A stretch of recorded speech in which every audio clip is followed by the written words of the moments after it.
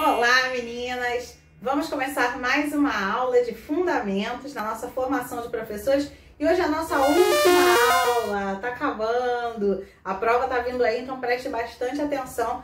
Terça-feira nós vamos tirar todas as dúvidas e logo em seguida vamos ter uma prova que eu tenho certeza que vai ser muito fácil para você que vem acompanhando cada aula, fazendo as atividades, assistindo os vídeos, os filmes, vai dar tudo certo. Fiquem confiantes, tá bom? Vamos começar hoje falando então um pouquinho da educação nacional, de como foi o desenvolvimento, tá? Bem breve, bem resumidamente, a gente não pode entrar em muitos detalhes, mas vamos aí tentar contemplar o máximo possível daquilo que foi a educação a partir da República no Brasil. Bom, nós temos aí o Brasil República, né, nascendo no final do século XIX, início do século XX, e aí, com o advento da República, a gente teve uma primeira Constituição, que foi em 1891. Nessa Constituição, o governo declarava que a educação pública ela só seria obrigatória, só seria ofertada e a título de ensino primário na capital do Distrito Federal, que na época era o quê? O Rio de Janeiro. Então, o restante do país ficava a cargo dos governadores, dos prefeitos, e a União, o governo federal, não iria se envolver nesse projeto de educação aí para a população brasileira como um todo, somente para a capital. Mais para frente, nós temos aí na década de 20 um movimento que revolucionou os intelectuais do Brasil, que foi a Semana de Arte Moderna. Essa Semana de Arte Moderna ela foi muito importante porque, além de influenciar as artes, a literatura, a música, né, os artistas da época, eles se juntaram e se voltaram para uma arte que representasse o Brasil genuinamente, sem que fosse uma cópia do exterior, sem que fosse algo que viesse de fora, mas algo que mostrasse a nossa brasilidade, o nosso jeito de ser de forma mais autêntica. E então isso, é claro, acabou chegando também nos intelectuais, nos pensadores da educação brasileira. E aí nós tivemos um movimento que foi o movimento da Escola Nova. Alguns educadores, né, principalmente Anísio Teixeira, que foi um grande educador nacional, eles se juntaram e eles fizeram também esse movimento, né? Começaram a pensar uma escola diferente da escola tradicional, que era a escola que nós tínhamos em vigência no Brasil. E aí nós temos aqui a década de 30, que foi uma época de revolução, uma época de golpe, onde o poder é tomado, né? Getúlio Vargas vem na década de 30 e a gente tem o Manifesto dos Pioneiros da Educação Nova. Esses educadores, eles fizeram um documento, eles elaboraram um manifesto, onde eles deixavam claro como era a educação que eles desejavam para o Brasil, uma educação democrática, uma escola laica, ou seja, que não tivesse influência de nenhuma religião, mas que respeitasse a todas as crenças. Eles queriam que a educação pública fosse valorizada, que o professor fosse valorizado na escola pública. Então, esse movimento também impulsionou aí um novo pensamento de educação, mas demorou um pouquinho para entrar em vigor, para chegar até a prática, isso ainda levou bastante tempo. Bom, e aí dentro desses anos 30 nós temos duas constituições que foram muito importantes. A Constituição de 1934, que dizia o seguinte, que a educação é direito de todos, ponto, mas não tinha nada muito específico sobre o porquê que a educação era direito de todos. Era direito de todos e aí ia ser ofertada, não ia ser ofertada? Não ficava muito claro. Mas em 1937 nós temos aí uma pressão maior, um movimento mais intenso que transforma, né, em lei a educação voltada para o ensino primário. Ou seja, o ensino primário a partir desse momento ele ia ser ofertado a todos. O governo teria obrigação de ofertar o ensino primário e ele também abria para as escolas particulares oferecerem esse ensino. Nessa Constituição de 37 também foi promulgado que o ensino profissionalizante devia ser, né, empregado para quê? Para que tivesse mão de obra para a indústria. O setor industrial estava em crescente na década de 30, muitas indústrias surgindo. Então, era necessário que tivesse uma mão de obra qualificada. Por isso, esse ensino técnico profissionalizante, né? E nós finalmente vamos chegando aqui a uma outra fase da República, que é o Estado Novo. Já nessa fase de Estado Novo, nós tivemos uma outra mudança no ensino, que foi o ensino em 3 etapas, né? Foi uma nova organização do ensino no Brasil. Isso não quer dizer que o governo estaria ofertando gratuitamente para todos essas 3 modalidades, mas ficou mais ou menos assim organizado, né? O primário, que seriam 5 anos, né, do CA, como chamava, até a 4ª série. O ensino ginasial, que iria da 5ª à 8ª série, seriam 4 anos. E o colegial, que estaria dividido em 3 anos. E a partir desse momento, o colegial ele não ia se voltar somente para formação do aluno, para preparação do aluno para a universidade. Ele teria 2 modalidades. O colegial ele poderia ser científico ou ele poderia ser o clássico. O clássico era esse que tinha esse preparatório. O científico era de formação geral. E aí mais ou menos 90% dos alunos quis fazer o científico. Beleza? Estamos compreendendo até aí? E finalmente nós chegamos aqui à fase da Nova República. Com a Nova República, nós temos aí, em 1961, 2 acontecimentos muito importantes. Primeiro, a LDB, que foi a Lei de Diretrizes e Bases. A nossa primeira LDB é datada dos anos 60 e ali ela instituía algumas coisas muito importantes sobre a educação. Foi a primeira lei assinada para que houvesse realmente alguma mudança positiva no sentido de empregar aquela ideia, aquele ideal da escola nova. Foi mais ou menos aqui que a gente começou a ter na prática, né, alguma coisa já dentro da lei para que o ensino tivesse uma modificação, saísse daquela fase muito enciclopédica, muito repetitiva, muito tradicional e buscasse novas formas de ensino, onde o aluno iria construir junto com o professor como mediador, ele ia construir a sua aprendizagem. Também em 1961 nós temos aqui o Paulo Freire, que ele desenvolveu um projeto muito interessante na educação de jovens e adultos lá em Pernambuco. E quando ele começou a desenvolver esse projeto, foi ficando muito famoso. Por quê?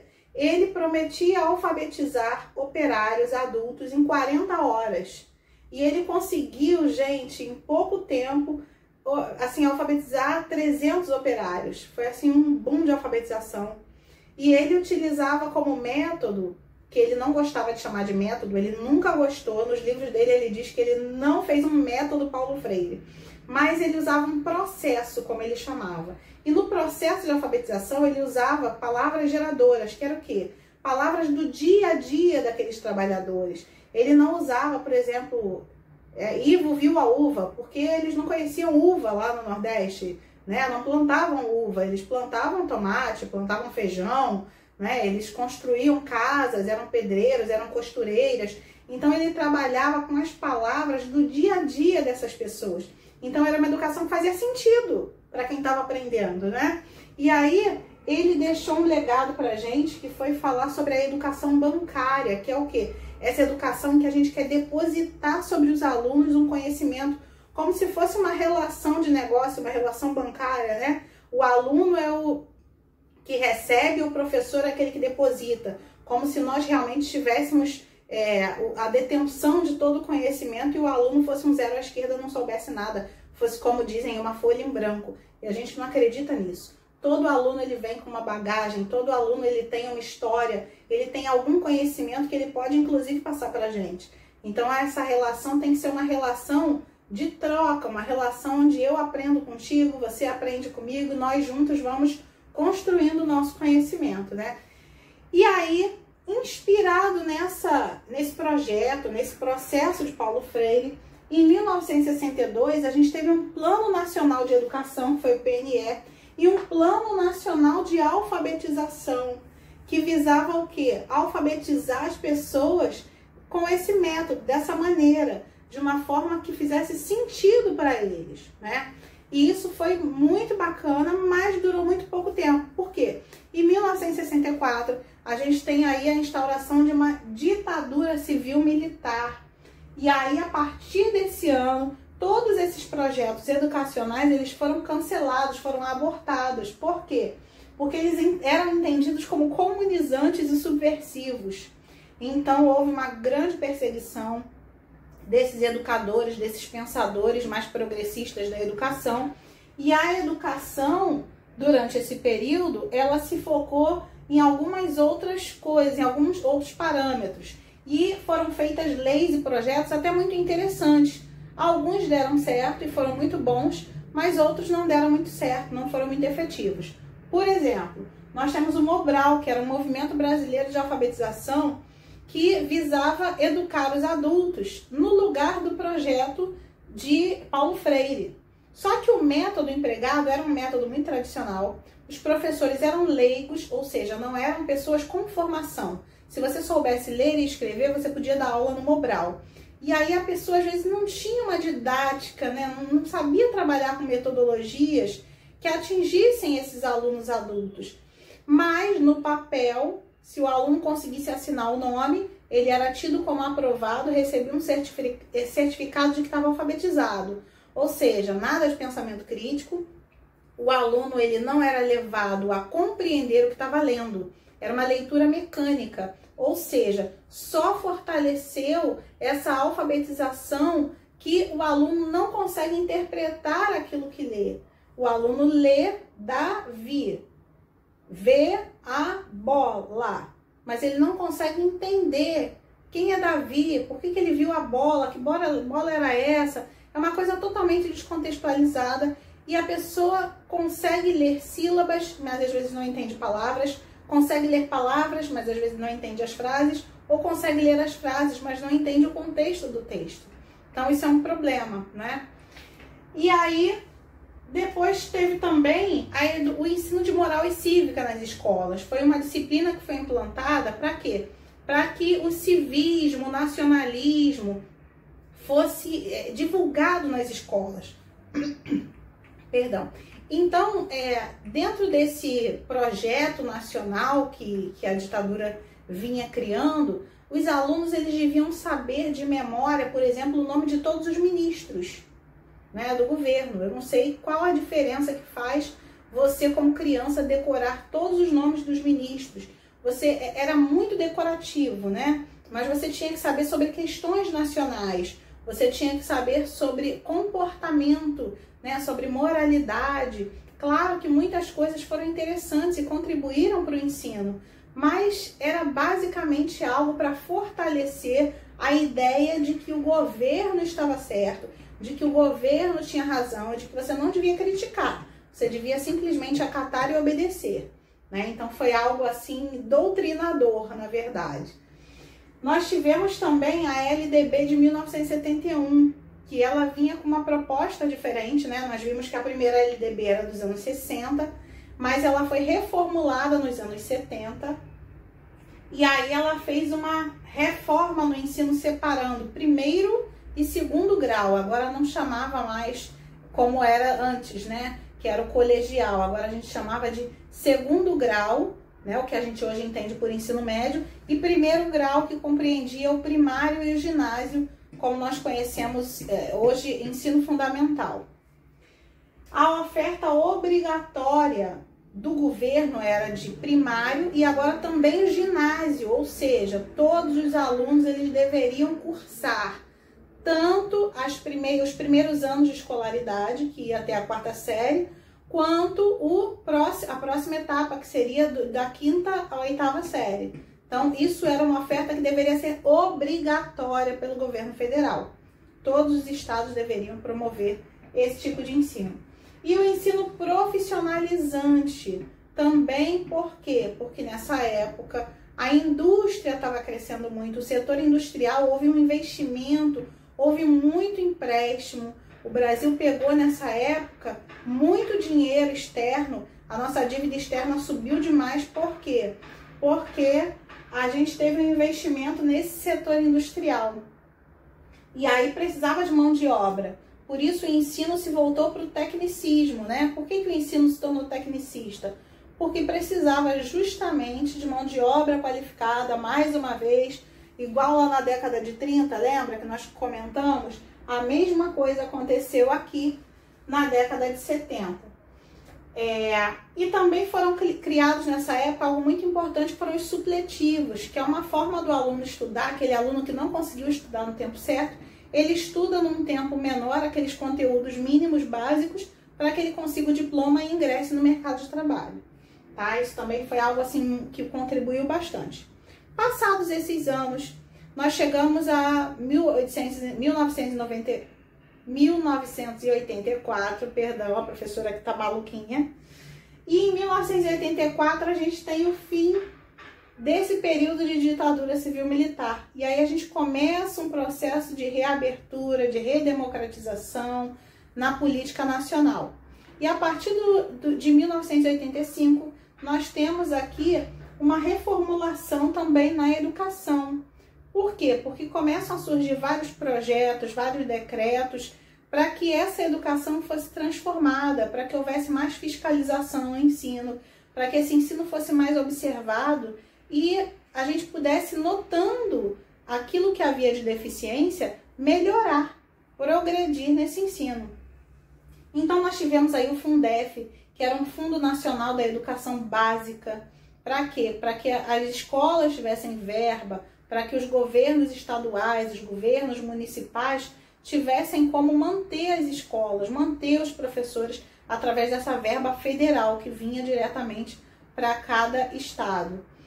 Nós tivemos aí o PAIUB, o SASEB, o Enem, que são formas de quê? De avaliar não somente o aluno, mas as instituições, as academias, os colégios, as universidades, como tinha o ENC, que hoje a gente chama de ENAD.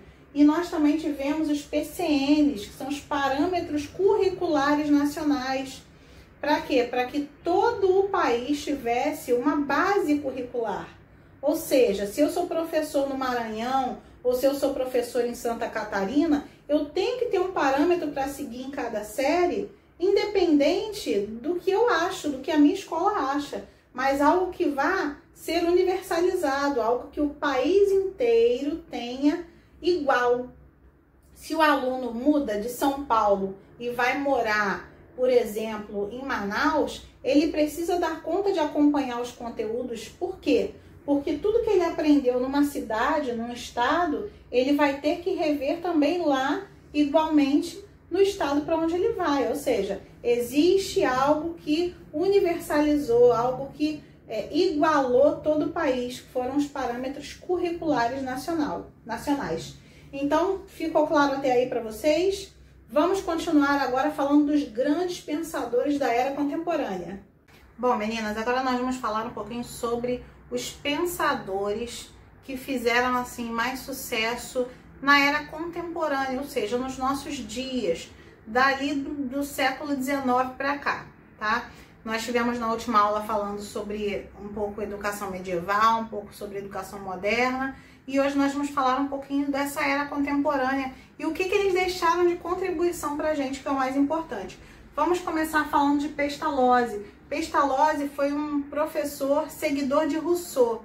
Ele acreditava, da mesma maneira que Rousseau, que o aluno deve aprender fazendo, deve aprender em contato com a natureza, e que o professor ele deve estar ali mediando, né, esse conhecimento. O professor ele não precisa ficar ali muito em cima do aluno. O ensino precisa ser mais centrado no aluno do que no professor, né? Então ele acreditava muito que devia ser combatido o conteudismo, ou seja, o excesso de conteúdo, mas valorizar a brincadeira, valorizar essa coisa do aluno aprender de forma mais lúdica, né? E trabalhar muito mais que conteúdos, habilidades e valores. Então essa é a contribuição que Pestalozzi aí vem deixando pra gente. Além disso, ele também era contra as provas, ele era contra qualquer tipo de recompensa que você tivesse que dar ao aluno para que ele fizesse alguma coisa. Então, deixei aqui ó, as notas, os castigos, tudo isso para ele tinha que ser abolido da educação. Seguindo aí, nós temos o Froebel, meu querido Froebel. Froebel, ele foi o fundador das escolas de educação infantil, que a gente chamava de jardim de infância, né? Na época ele dizia que as professoras são jardineiras e os alunos são flores, então eles têm que ser cultivados, nesse lindo jardim que é a educação e tal. Essa conversa que hoje talvez não funcione muito bem em termos ideológicos, mas ele trabalhava com essa questão também da natureza. Froebel, ele defendia, entre outras coisas, as brincadeiras, né, no aprendizado. Ele dizia que elas eram mais efetivas. E trabalhar com material concreto. Então ele fazia materiais fofinhos, materiais que os alunos pudessem mexer, tocar, passar a mão, e assim eles iriam aprendendo as formas, as cores, os números, de forma bem lúdica, tá? Ele foi um dos primeiros a valorizar a infância como uma fase muito importante no desenvolvimento do ser humano. Então, Froebel deixa aí pra gente a valorização da educação infantil. Professores de educação infantil têm todo o meu aplauso, porque eu realmente não tenho vocação nenhuma para trabalhar com essa fase da educação, mas eu acho que é muito bonito e realmente é algo muito necessário para o desenvolvimento de qualquer pessoa, tá? Então vamos continuar aqui agora com Dewey. John Dewey foi um grande influenciador no Brasil. Por quê? Porque ele motivou, ele inspirou o movimento de escola nova.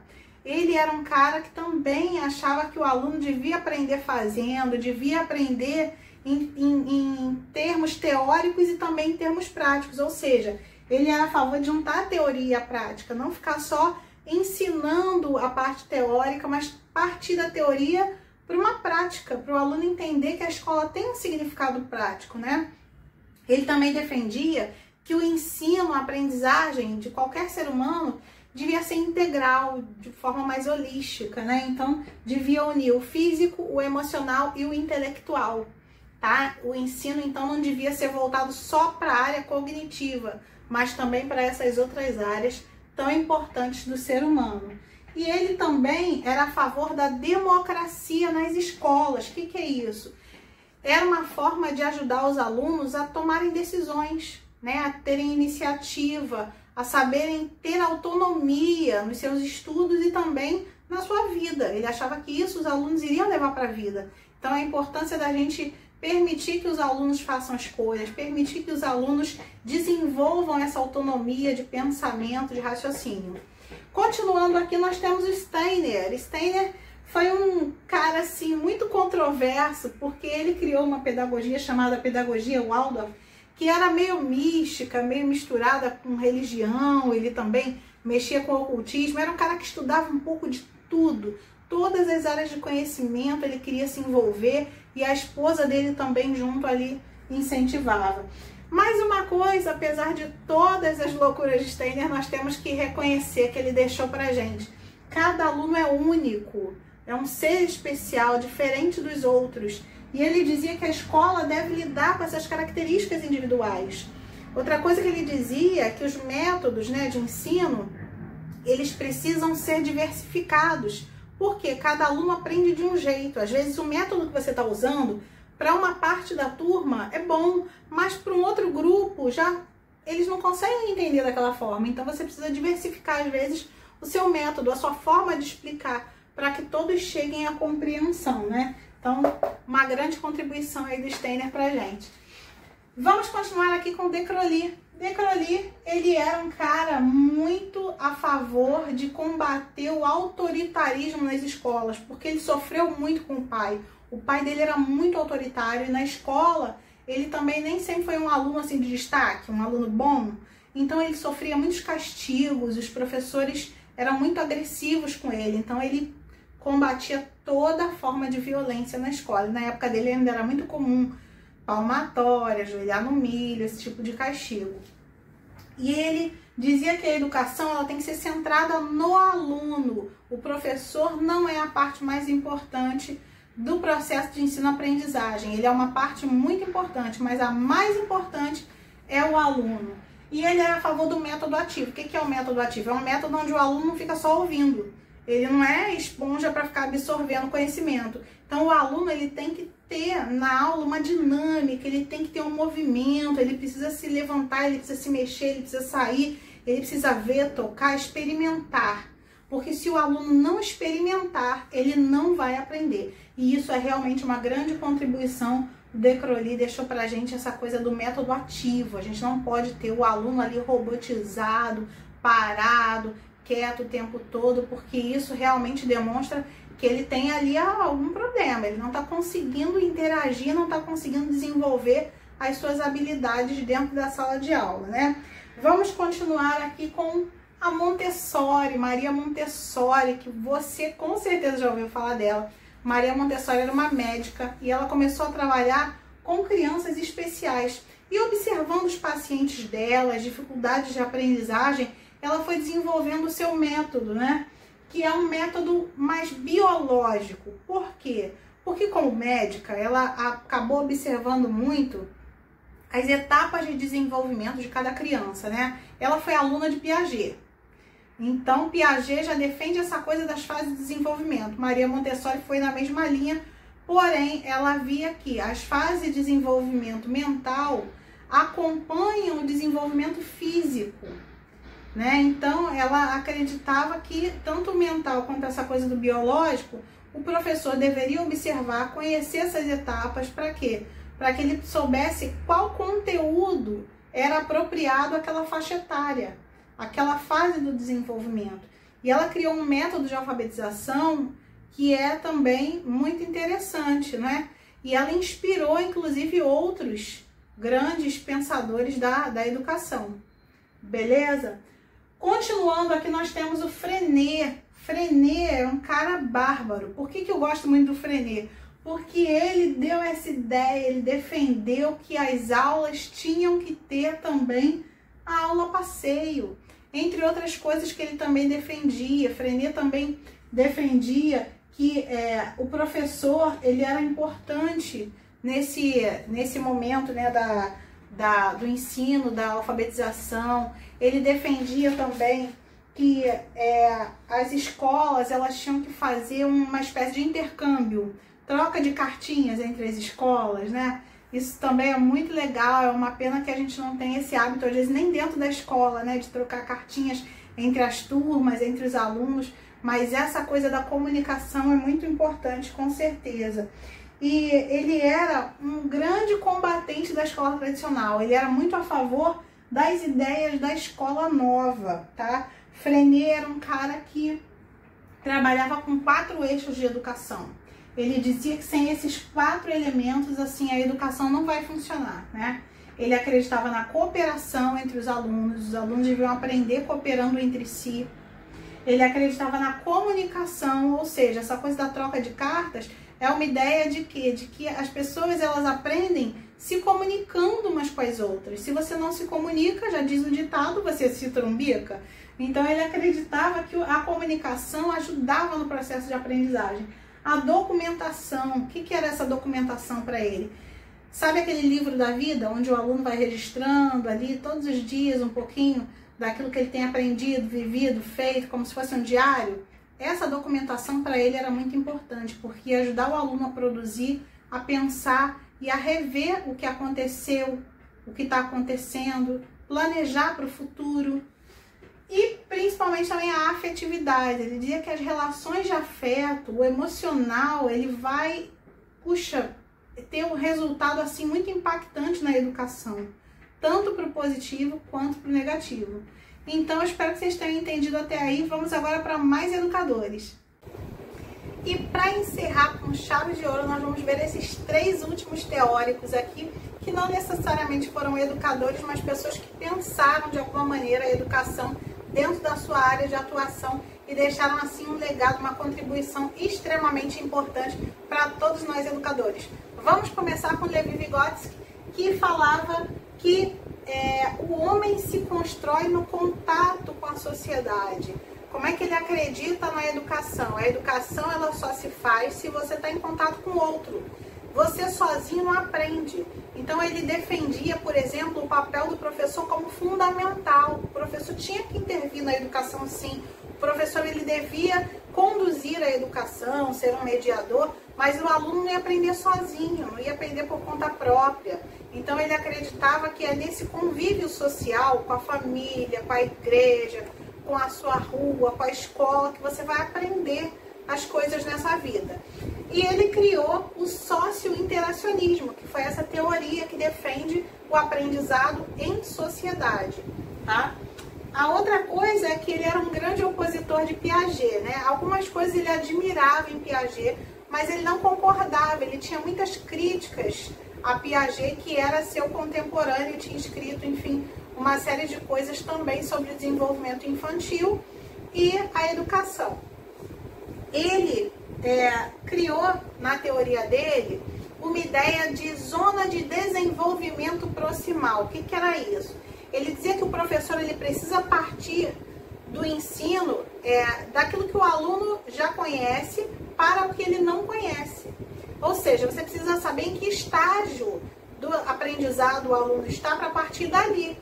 Eu não posso ensinar as vogais se o aluno não sabe nem fazer um traçado com lápis, segurar o lápis, se ele não pegou na massinha, se antes eu não trabalhei com ele essa coordenação, como é que eu quero que ele vá escrevendo vogais, né? Claro que eu posso trabalhar oralmente, mas eu também não posso ensinar sílabas se eu antes também não ensinei as vogais para essa criança, se ela não conhece. Então eu preciso sempre partir do conhecido para o desconhecido.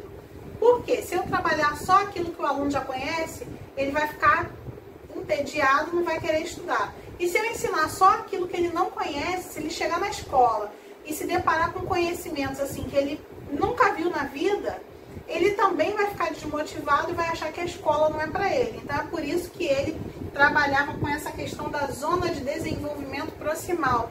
Trabalhar o quê? Sempre próximo daquilo que o aluno já conhece, partindo para aquilo que você quer que ele conheça. Piaget já pensava um pouco diferente, né? Piaget era biólogo. Então ele observou crianças durante muitos anos e fez uma observação muito rígida, sabe? Científica mesmo.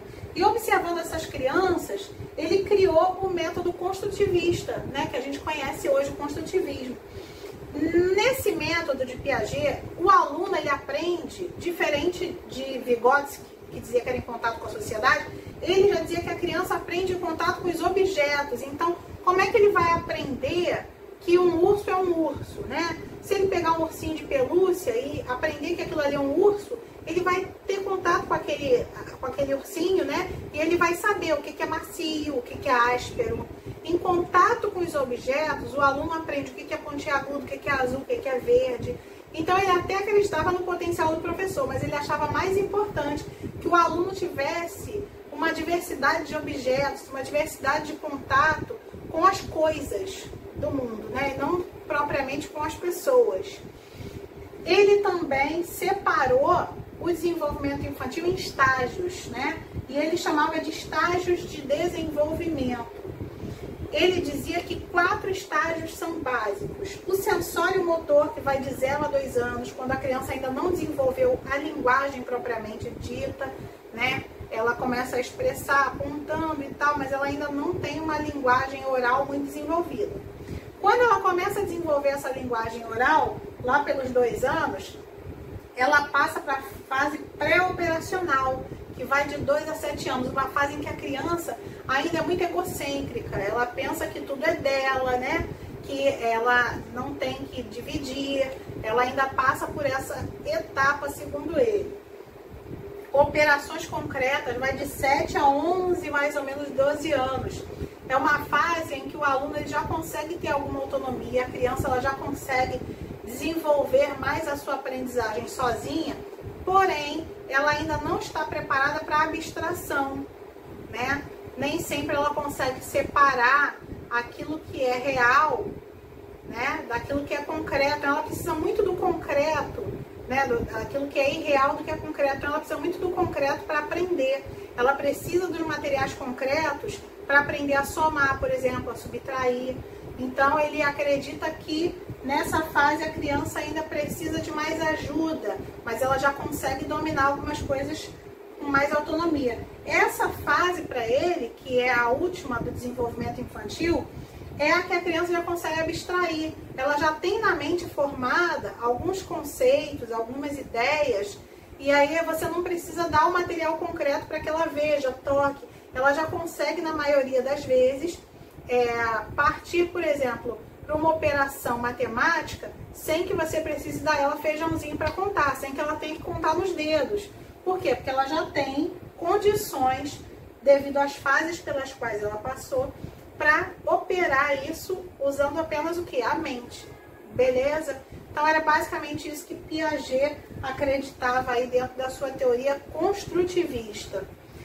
E para finalizar, ele, não mais nem menos importante que ninguém, mas eu gosto muito porque as pessoas falam muito mal de Marx, sem conhecer a teoria marxista, sem conhecer a história e o legado que ele deixou para a educação, que eu acho muito importante. Karl Marx, ele era um cara que pensava a sociedade a partir do trabalho. Então ele dividia tudo a partir do trabalho. Por quê? Porque o trabalho é algo fundamental para o ser humano. É o nosso meio de conquistar a subsistência, né? Então ele, a partir disso, observava que existia em toda a sociedade, sempre dentro do sistema capitalista, uma classe dominante. Quem é essa classe dominante? Ele chamava de burguesia. Eram os donos das fábricas, das indústrias, eram as pessoas que eram detentoras do poder devido à sua aquisição social. E essa classe dominante, ela usava sempre a educação para quê? Para continuar oprimindo a classe operária, que era a classe mais humilde, mais pobre, a classe trabalhadora, que dependia, né, para ter seus recursos, da classe dominante. Ela usava de ideologia para quê? Para mascarar a opressão vivida pela classe operária. O que são essas ideologias? Por exemplo, a moda é uma ideologia, né? A moda, ela é implantada por instâncias que não vêm geralmente das camadas mais populares, né? Quem instaura a moda são aqueles grandes nomes, né? De Paris, de Nova York.